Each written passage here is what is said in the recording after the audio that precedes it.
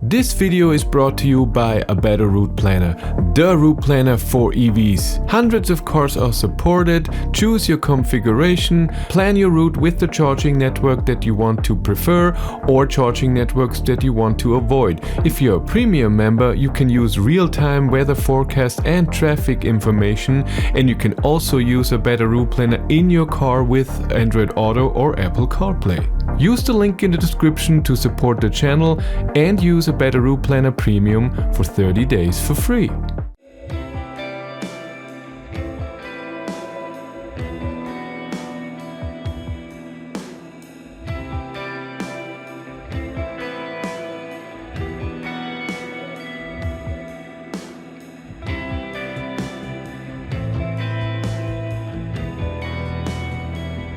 Good morning everyone! Today I'm in the Renault Scenic E-Tech and I'm gonna do a long distance trip. I wanna drive 600 kilometers. This is the 87 kilowatt hour battery, has front wheel drive, 160 kilowatt, 216 horsepower I think. I started with 80%, it's around 1 to 3 degrees out there. I planned the trip with A Better Route Planner before, and A Better Route Planner said 3 charging stops, 600 kilometers, bit over 6 hours. I planned the trip in here in Google Maps of the car because it has Android Automotive, and it wanted to go a weird route with a country road, and I didn't want that, so I had to put a second step in. And it was a charger that I selected, and it uses the charger also to charge, and that's good. I like that. And first when I planned it, it just said you arrive with minus 38%. Then I stopped it, did it again, and then it calculated right. So first it said I will arrive with 4%, where A Better Route Planner thinks it's 9%, and then it went up to 6%. Then in the middle it went down to 0. And it said, please select different charger. This charger is out of reach. You have to charge in between, which is awesome. And then you have a big selection of chargers you can use. It doesn't say the kilowatt, but it says fast, very fast. And then how much time you lose when you take this charger, which again, I have 0%. For 140 kilometers, I'm at 64%. I can drive 140 kilometers with 64%, don't I? Think so. I mean, I had full range of 260 kilometers. It should be possible, but it doesn't say that I should change the charger. Yeah. But the route planning with several stops works really well. That's nice. I didn't preheat the car when I got in, but the car gets warm extremely fast. Went into the car, seat heater, steering wheel heater, 22 degrees auto. Come on, 2 minutes later it's warm in here. Have to turn it down. It's awesome. And I didn't preheat because the app doesn't work most of the time. So for not 2 weeks, but 10 days I have the car now, 12 days. The app didn't work for 10 days or so. The server is not reachable. Now it's 6% again. So preheating with the app didn't work. I could have planned the preheating this in the car, but I didn't know when I will leave. So, but it's fine. Like I said, it heats up extremely fast. That's awesome.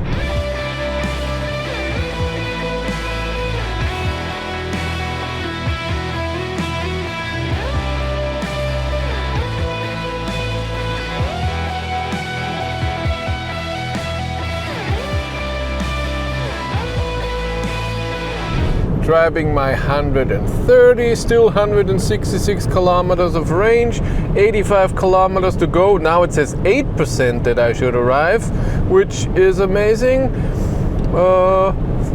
85 kilometers, 45 minutes, that looks good. 4 degrees out there. I turned the heat down to 19.5 because again, this car, the heat is amazing.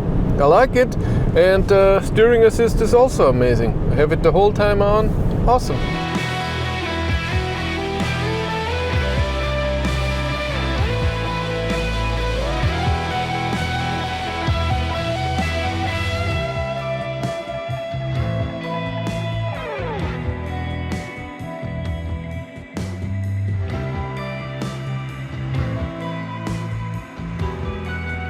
Arrived at the first charger, and the car doesn't tell me how far I have to charge. It just tells me that the next stop I will arrive with minus 22%. So I charge till this says, I don't know, 10% or so. And by the way, when you go to a charger and you go down, you can see the power. So extremely fast, very fast is 200 kilowatt.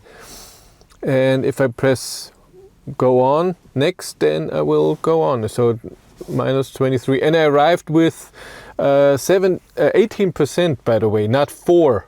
It was 185 kilometers and my average consumption was 264 watt-hours per kilometer. And this is the thing, by the way, when I charge AC above this charging symbol, it says 11 kilowatt, but DC doesn't say anything. It was a nice drive to get here, and these chargers, so the hyperchargers, especially when they have a longer cable, are perfect for this charging stall. When you use these ones, well, these ones have an extension cord also, but there's, you know, the tritium chargers at Ionity, they're not very long, and then you have to go extremely close. Front charger for that is not amazing, but charger like this, it's amazing. Car inside doesn't tell me with how much power I'm charging. So we go here, 130 kilowatt at 31%. I charged here many times before. It's a great location, there's nothing around. And then 2 350 kilowatt chargers and 6 200 kilowatt chargers. And navigation, again, as every navigation, doesn't know how to get here. They always lead me on the road here, but there's no connection from this road to here. Never works, you have to drive a different way, but I've been here before, so it was no problem.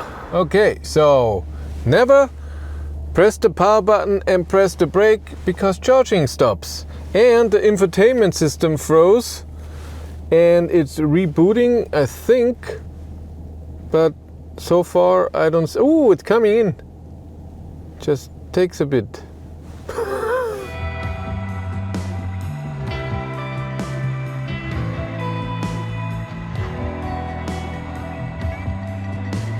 Okay, I fixed the infotainment system and I know now what it is. Had nothing to do with stopping the charging.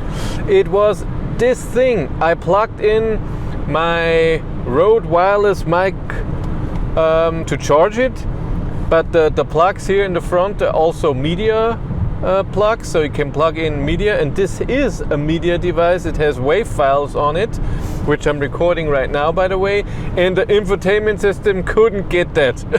So it's restarted, I restarted it, but then I unplugged it and it works well now. So this was the problem. It's fine. The car is okay. I can accept that I cannot plug in a weird thing.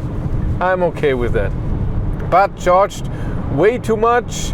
I just navigated to the next stop. The whole plan was gone.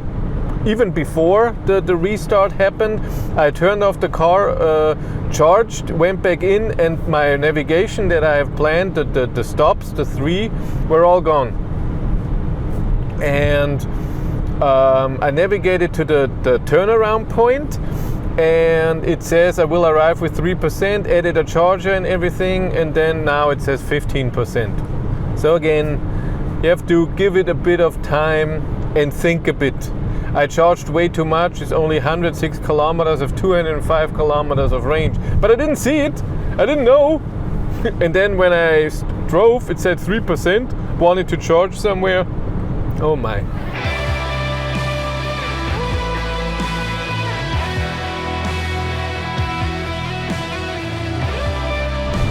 Since I was charging too much, I'm driving a bit faster. I'm driving 140. I can hear the motor. Like I said, car still thinks I arrive with 19% at the charger. I tried to look for a different charger, but it's not that easy. So you cannot see chargers unless you zoom in very well. And if you press search for chargers, it searches it in your area. I haven't found anything that's in the area where I wanted to charge, so I stay with this and just drive a bit faster. Hopefully that's fine. We'll see.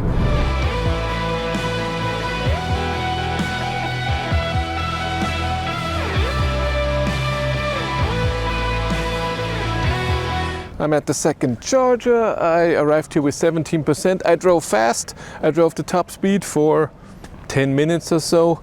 So that was okay. And I have no idea how long I have to charge. We'll see. I have to plan the route since the original route is gone. This is an EMBW charger with 8 200 kilowatt stalls. No more. There are a few more in a, what is it, a 10? No, 8 and then 12, another 8 100 kilowatt stalls. That's okay. Nice. It tells me I would need 47 minutes from 25 to 80%. That's long. Yes, I arrived here. We're done. I have to plan my route and everything. Consumption is 283. I don't know what, this is since the last stop, I guess, because it always resets this trip every time you turn off and turn on. We drove 299 kilometers and for 3 hours. So exactly 100 kilometers an hour average speed right now.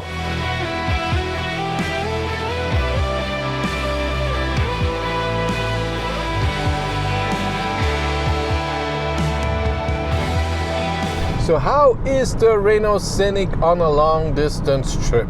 How does it feel like to drive? How is the navigation? How to get stuff? How do you get reminded? How's the driving assist and everything? So, okay, like I said in my range test, the suspension is okay. It's not amazing. On the highway, it's okay. The cruise control is amazing. I love it. It's easy to change stuff. It's easy to resume, come back in, and it works really well. It doesn't slow down in weird ways. Amazing. And the acceleration and deceleration when it comes to distance is also awesome.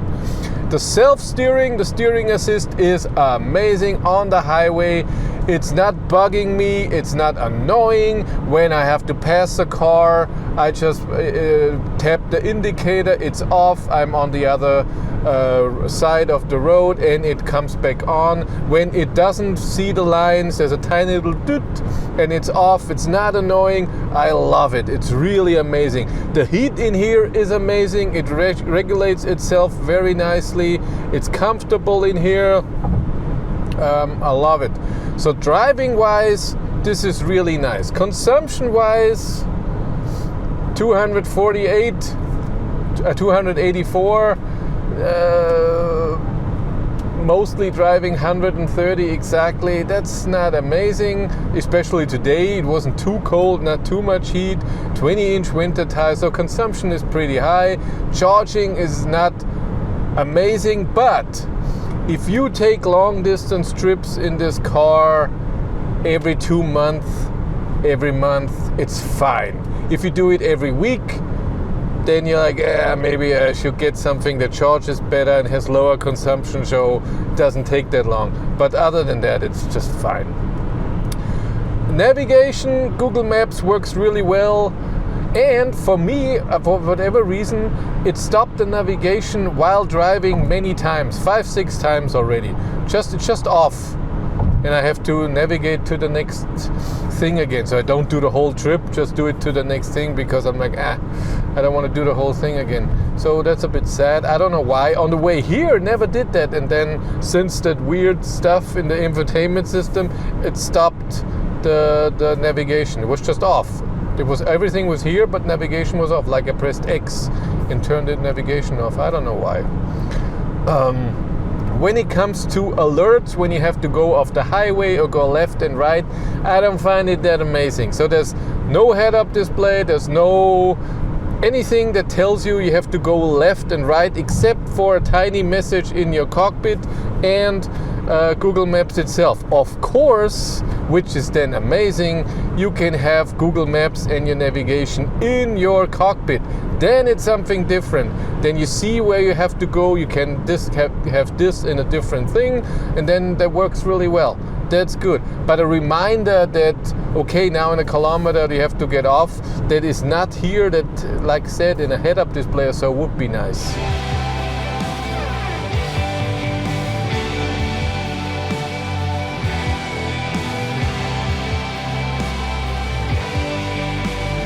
I planned my route. I said to Tesla Supercharger, this is where I end the trip, and it wanted me to charge here to 90% so I can reach it.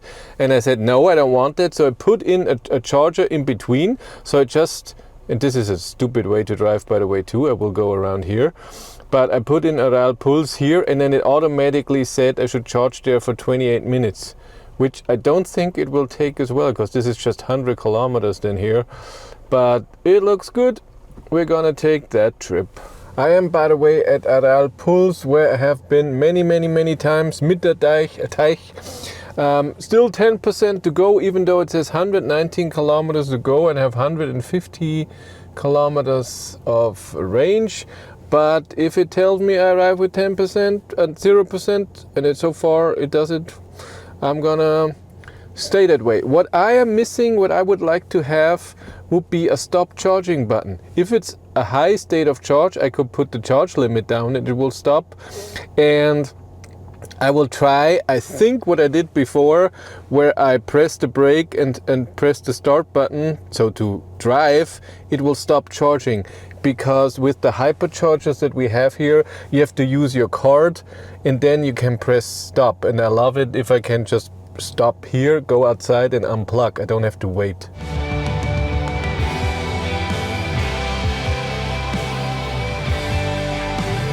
I changed my plan because every time when I navigate to somewhere and it tells me I arrive with 10%, after driving it gets more and more.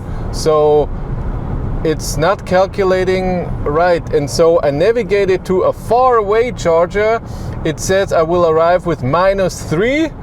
But I'm already at 0% now that I will arrive, and I see 15 kilometers of margin. So I'm staying here, and if it's really dangerous low, there's a charger 20 kilometers before that. But the calculation of the state of charge is not very good.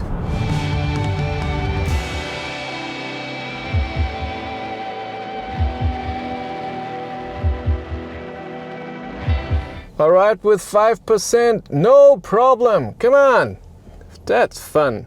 Last charging stop, just charged to, I think I have 50 kilometers to go and then 15 home from there. So I charged to, I don't know, 80 kilometers of range or something like this, or 90. And then at the end, we look at all the consumption data.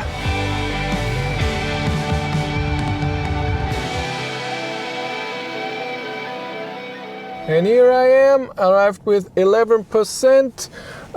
Car says I drove around 601 kilometers. It will be a bit more, but we do that at home.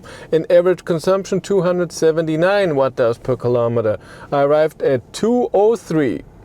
At home, let's look at our data.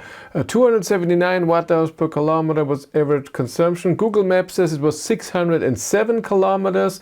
I drove 6 hours and 20 minutes, but I was on the toilet of a few minutes, so 375 minutes driving is 97.1 kilometers per hour average speed, including charging. And to this, I think it could be way faster if I would know the car a bit better. Today was my first long distance trip with this car. I did 2 range tests, but this time I tried Google Maps, and now I know that it's more about the range display than what Google Maps says the arrival state of charge will be.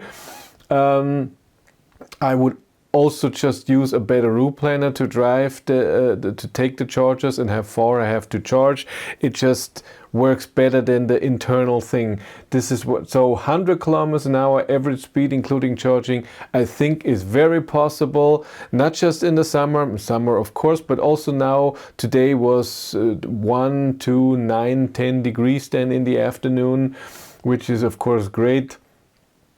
But I think the first charging stop was way too long. I didn't need that, and then driving faster doesn't it doesn't make it better. So leaving it a good state of charge is way better than charging way too much and then driving faster. It's just faster to get to your destination if you don't charge as much, because especially with this car that charges only with a peak of 140 kilowatt and then goes down. It's not an extremely high power charging car. So again, if I would do it now that I know the car, that if the Google Maps tells me I arrive with 0%, but I see I have enough range, I would still go. Or 2 or 3%, because every time it was wrong, I arrived with a way higher state of charge than what Google Maps thought I would. Even though I drove 130, which I thought Google Maps think I would do on the highway. But doesn't matter, that's how it was. Charging. I charged 4 times. Again, I think 3 times would have been possible. And this also saves some time because you have to go off the highway and everything. But a really great average power. 108, 107, 110, and the last one, because I only charged for 9 minutes, 127 kilowatt. This is good. I charged altogether 115 kilowatt hours, 62 minutes. This is not the kilowatt hours used for the whole trip. I charged it home to 80%, came back home with, I don't know, 6% or something, then where we stopped, and then I drove on and then charged it home. So this is just what was charged on the way, but 62 minutes of charging for a 600 kilometer trip. That bit of time. But as you have seen, I drove most of the time 90%, 130, very shortly 140, 170, and then one time for half an hour 120 or so, 125, something like this. But I think it's really okay. Even though it's not amazing at anything, it's still okay for a long distance trip. I can recommend this car when it comes to long distance tripping. Again, not if you do it every week, but every month, a 400 or 500 kilometer trip, I think it's okay. Everything was fine. You just need to know the car a bit, and there's with most cars that you have to do that. If you want to follow me on Instagram, BatteryLife1, and if you want to support the channel, there's a Patreon link in the description below, and here on YouTube there's also channel membership. If you want to know what's happening behind the scenes, I have a third YouTube channel, Behind the Battery. But that's it for me. Thank you much for watching. Have a great day and take care. Bye.